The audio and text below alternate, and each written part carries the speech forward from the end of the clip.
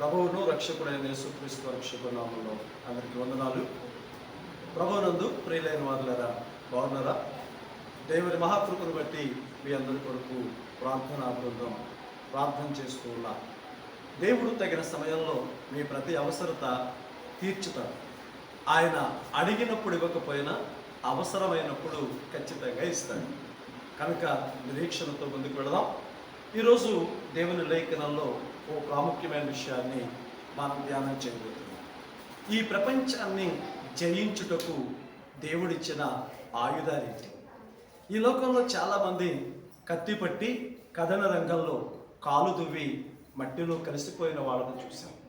అధికారంతో పరుగులెత్తి ఆ అధికారం పోయిన తర్వాత మాసిపోయిన వ్యక్తులని మనం చూసాం.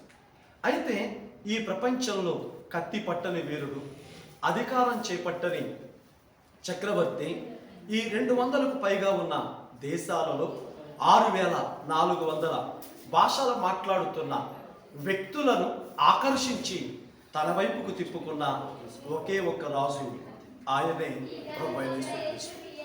ఆయన ఈ ప్రపంచాన్ని ఎలా జయించాడు అనేది మనకు అర్థమైతే అవనియందు మనం ఎలా బ్రతకాలో మనకు అర్థమవుతుంది. ఈ రోజున జ్ఞాపకం చేసుకుందాం. దేవుని లేఖనంలో 37వ కీర్తన 29వ వచనంలో, నీతిమంతులు భూమిని స్వతంత్రించుకుందరు, వారు దానిలో నిత్యము నివసించింది. ఈ మాటని జ్ఞాపకం చేసుకుంటూ, భూమిని స్వతంత్రించుకోవడం అంటే మట్టిని గెలవటం అని కాదు. ప్రపంచాన్ని జయించాడు అంటే మట్టిని గెలవటం అని కాదు. ప్రపంచాన్ని జయించాడు అంటే మనుషులను వశపరుచుకున్నాడు అని. భూమిని స్వతంత్రించుకోవడం అంటే మనుషులను వశపరుచుకుని తన వైపుకు తిప్పుకున్నాడనే అర్థాన్ని ఇస్తుంది. ఈరోజు ఈ మాటలు వింటున్న ప్రియమైన వారులారా, దేవుని లేఖనంలో స్పష్టమైన మాటలు. అంటే ఈ ప్రపంచాన్ని జయించడానికి దేవుడిచ్చినటువంటి ఆయుధాలు. మొదటి మాట మత్తయి సువార్త 5వ అధ్యాయం 5వ వచనంలో, సాత్వికులు ధన్యులు, వారు భూలోకమును స్వతంత్రించుకుందురు అని ప్రభువు చెబుతున్నాడు. సాత్వికము అనేది మానవ జీవితంలో అత్యంత శక్తివంతమైన ఆయుధం.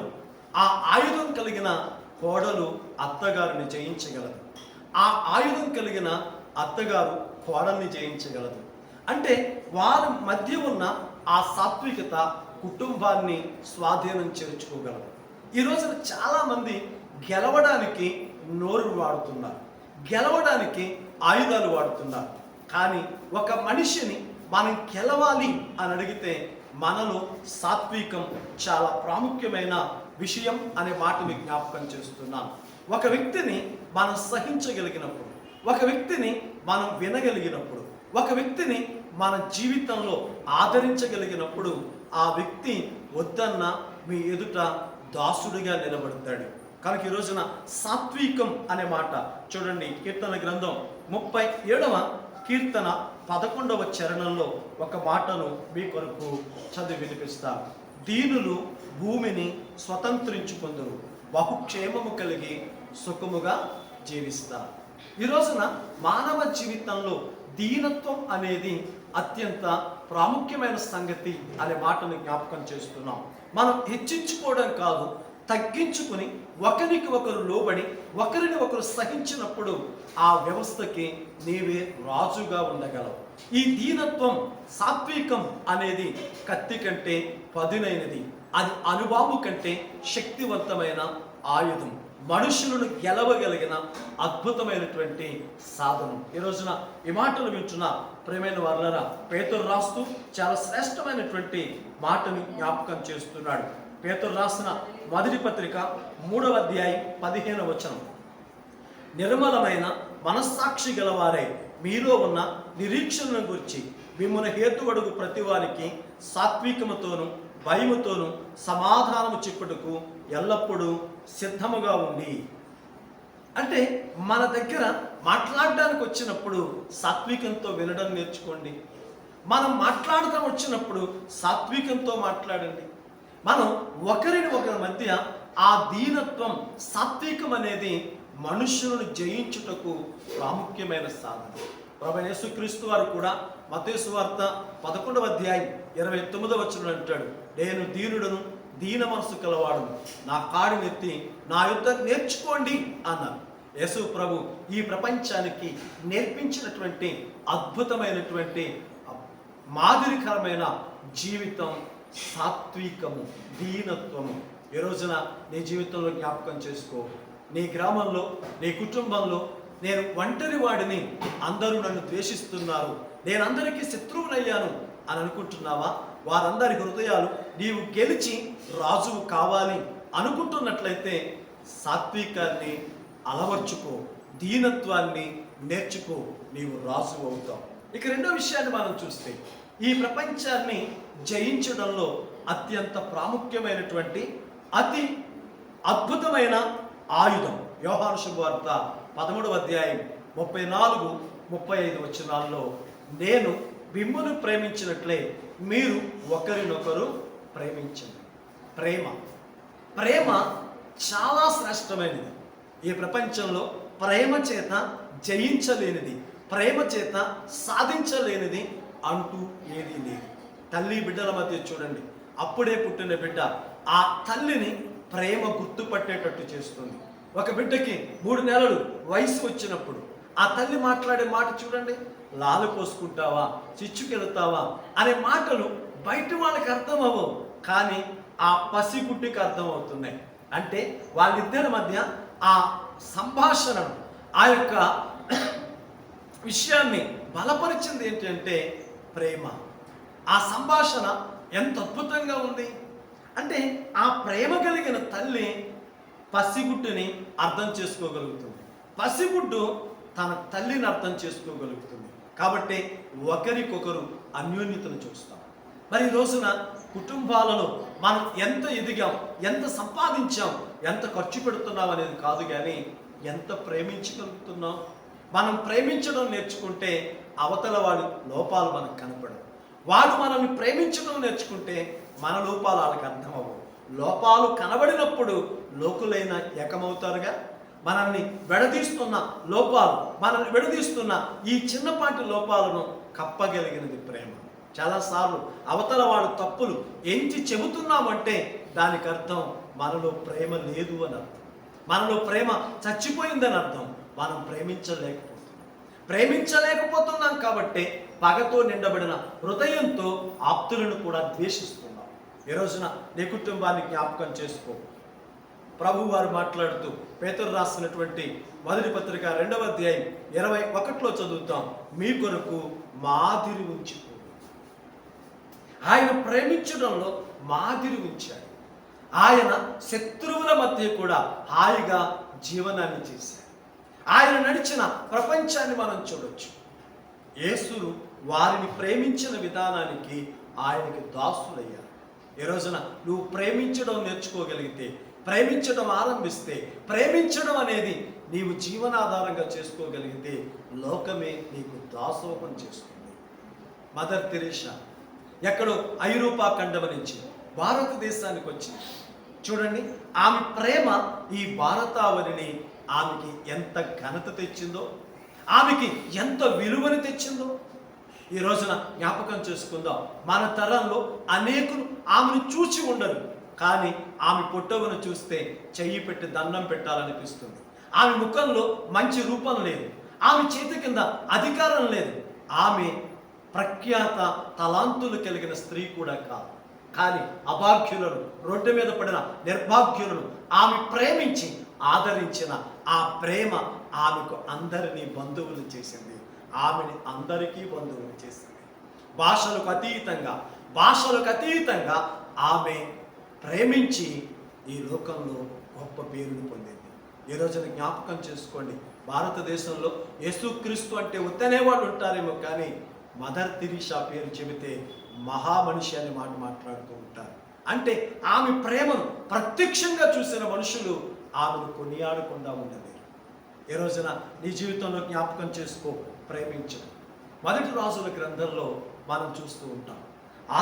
2వ రాజుల గ్రంథం 6వ అధ్యాయంలో చూస్తే సిరియనులకు ఇశ్రాయేలులకు తరచుగా యుద్ధం జరుగుతూ వచ్చింది. ఒక రోజున సిరియనుల సైన్యం ఈ ఎలీషా దగ్గరికి వచ్చినప్పుడు ఎలీషా వాళ్ళ కనులకు మాయ చేసి వాళ్ళ కనులకు మబ్బును కలిగించి వారిని షోమ్రోనులోకి తీసుకువెళ్ళాడు. షోమ్రోనులోకి తీసుకువెళ్ళి వాళ్ళు కనులు తెరిచిన తర్వాత వాళ్ళకి అర్థమైంది మేము షోమ్రోనులో ఉన్నామని. అంత మాత్రమే కాదు, అక్కడ రాజు అంటున్నాడు వీళ్ళని కొట్టుదునా అని ఎలీషాని అడగ్గా ఎలీషా అన్నాడు వారికి భోజనం పెట్టండి. వారు పశువులను కోసి మంచి ఆహారం సిద్ధం చేసి వారికి భోజనాలు పెట్టి భోజనం చేసి వెళ్ళిన తర్వాత వ్రాయబడిన పదం ఏంటో తెలుసా? ఇంకెప్పటికీ యుద్ధము జరగలేదు.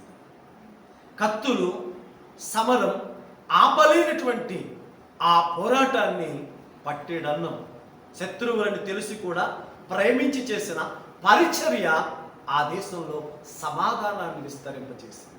మనుషుల హృదయాలను గెలిచేటట్టు చేసింది. ఈరోజు నీ మాటలు వింటున్న ప్రభునందు ప్రేమైన వారులారా, మీ సరిహద్దు ప్రాంతాలని మీ బంధువుల హృదయాలని మీరు గెలవాలి అనుకుంటే బహుమతినిచ్చి కాదు, ప్రేమించి చూడండి. ఇక మూడో విషయాన్ని మీకు జ్ఞాపకం చేస్తున్నా. దేవుని యొక్క వాక్యంలో ఎఫెసీయులకు రాసిన పత్రిక 4:31-32 అక్కడ వ్రాయబడిన మాట క్షమించుడి. క్షమించడం క్షమించడం ఇది బలమైన వ్యక్తులు చేయగలిగిన పని. ఇది మనస్థైర్యం కలిగిన వ్యక్తులు చేయగలిగిన పని. ఇది ఉత్తములు చేయగలిగిన పని. ఒక శత్రువుని క్షమించడం పోరాడి చంపడం అనేది బలవంతుడు లేకపోతే ఆ యుద్ధ నైపుణ్యత కలిగినోడు చేస్తాడు. కానీ శత్రువుని క్షమించి వశపరుచుకోవడం అనేది బలవంతులు ఉత్తములు చేసేటటువంటిది. ఈ రోజున ఈ మాటలు వింటున్న ప్రభునందు ప్రేమైన వారులారా, క్షమించడం. రోమీయులకు రాస్తూ పౌలను రాసినటువంటి మాటను మీకు జ్ఞాపకం చేస్తా. రోమీయులకు రాసిన పత్రిక 12:17 కీడుకు ప్రతి కీడెవడికి నీ చేయవద్దు. మనుషులందరూ దృష్టికి యోగ్యమైన వాటిని గురించి ఆలోచన కలిగి ఉండి శక్యమైతే మీ చేతనైనంత మట్టుకు సమస్త మనుషులతోనూ సమాధానము కలిగి ఉండి. ప్రియులారా, మీకు మీరే పగ తీర్చుకొనక దేవుని ఉగ్రతకు చోటేయుడి. పగ తీర్చుట నా పనిని నేనే ప్రతిఫలమిత్తునని ప్రభువు చెప్పుచున్నాడని వ్రాయబడినది. కాబట్టి నీ శత్రువు ఆకలిగుంటే అతనికి భోజనం పెట్టుము, దప్పికుని ఉంటే దాహం ఇమ్ము. అలాగు చేయటం వలన అతని తలల మీద నిప్పులు కుప్పగా పోయేదు. కీడు వలన జయింపక మేలు చేతనే కీడుని జయించు. ఇంకా మత్తయి సువార్త 5:44 అంటాడు, మీ శత్రువులను ప్రేమించండి, మీ శత్రువులను క్షమించండి. ఈ రోజున చిన్నపాటి సమస్యల వలన బంధువులను దూరం చేసుకున్న సంగతులు జ్ఞాపకం చేసుకోండి. క్షణికమైన ఆవేశానికి గురై మిత్రులను పోగొట్టుకున్న సందర్భాన్ని జ్ఞాపకం చేసుకోండి. మన క్షేమం కోరే వాళ్ళే క్షణపాటి ఆవేశానికి గురై దూరం పెట్టిన సంగతులు జ్ఞాపకం చేసుకోండి. అందరూ ఉండి కూడా ఒంటరిగా బ్రతుకుతున్న జీవితాన్ని జ్ఞాపకం చేసుకోండి. ఈ రోజున ఈ మాటలు వింటున్న ప్రియమైన వారులారా, ఈ ప్రపంచాన్ని నీవు జయించాలి అంటే క్షమించటం నేర్చుకో. ప్రభువైన యేసుక్రీస్తు వారు లూకాసు వార్త 23:34 తండ్రి వీరేమి చేయుచున్నారు వీరు ఎరుగురు గనుక వీరిని క్షమించు అని మాట్లాడుతున్నారు. ఎంత అద్భుతమైన విషయం! ఎలాంటి వారిని క్షమిస్తున్నాడు? ముఖం మీద ఉమ్మి వేసిన వాడు. ఎలాంటి వాళ్ళని క్షమిస్తున్నాడు? ఆయన చెంపలు వాలగొట్టిన వారు. ఎలాంటి వారిని క్షమిస్తున్నాడు? ఒకటి తక్కువ 40 కొరడా దెబ్బల చేత బాధించిన వారు. ఎలాంటి వారిని క్షమిస్తున్నాడు? ఆయనను చూచి తల ఆడించి హేళన చేసిన వారు. ఇలాంటి వ్యక్తులను ఆయన క్షమిస్తూ ఉన్నాడు. కాబట్టి ప్రపంచంలో రాజుగా నిలిచిపోయాడు. ఈ రోజున జ్ఞాపకం చేసుకుందాం, మన జీవితాల్లో కూడా మాదిరి మించి వెళ్ళాడు. మన బ్రతుకుల్లో ఈ ప్రపంచాన్ని, మన చుట్టూ ఉన్న సర్వజనులను గెలవాలి అనుకుంటున్నట్లయితే మనం సాత్వికులుగా ఉండటం నేర్చుకోవాలి, ప్రేమించటం నేర్చుకోవాలి, క్షమించటం నేర్చుకోవాలి. ఈ ఆయుధాలు అనుభవం కంటే శ్రేష్టమైనవి. ఈ ఆయుధాలు కత్తి కంటే బలమైనవి. ఈ ఆయుధాలు కలము కంటే గొప్పవి.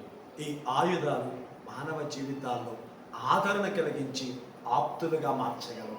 మరి ప్రభువు చూపిన ఈ మాదిరిని ఆలోచించి చూడు, నీ బ్రతుకు ధన్యమవుతుంది. ప్రార్థన చేసుకున్నాం. ప్రేమ నమ్మకం కలిగిన మా తండ్రి, కరుణావాత్సల్యత కలిగిన కృపోన్నతుడా నీకు నీవే మహనీయుడివి, మహాదేవుడు కనుక సమస్త విషయాల్లో మేలు చేయించిన దేవుడా స్తోత్రాలు. నాయన ఈ మాటలు విన్న నీ బిడ్డలను దీవించి ఆదరించి నీ కృపలో వర్ధలింప చేయమని యేసు క్రీస్తు వారి నామంలో అడిగి వేడుకొనుచున్నాము తండ్రి. ఆమేన్.